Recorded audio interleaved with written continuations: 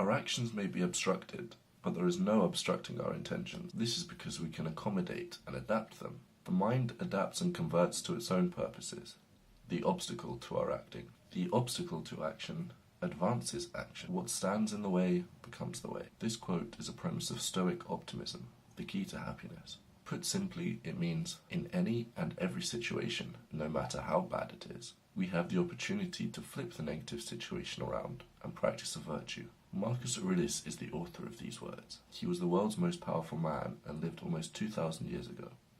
He wrote these words on the battlefront. The Stoics divided the virtues into four main types: wisdom, justice, courage, and moderation. Wisdom is subdivided into good sense, quick-wittedness, good calculation, discretion, and resourcefulness. Justice is subdivided into piety, honesty, equity, and fair dealing. Courage is subdivided into endurance, confidence, high-mindedness, cheerfulness, and industrious. Moderation is divided into good discipline, seemliness, modesty, and self-control. A great example of this concept in action comes from the book The Obstacle is the Way by Ryan Holiday. Here he talks about Thomas Edison. At age 67, Thomas Edison returned home one evening from another day at the laboratory. After dinner, a man came rushing into his house with urgent news. A fire had broken out at Edison's research and production campus a few miles away. Edison calmly but quickly made his way to the fire, looking for his son. "Go and get your mother and all of your friends," he told his son with childlike excitement. "They'll never see a fire like this again." "Don't worry," Edison calmed him. "It's all right.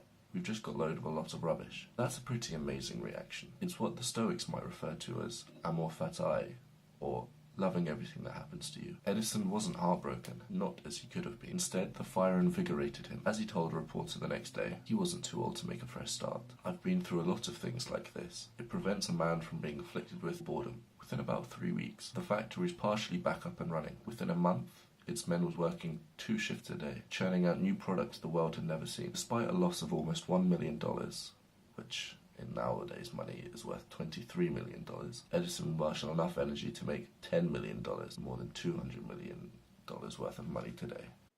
If you're just getting into Stoicism, I highly recommend The Obstacle is the Way by Ryan Holiday.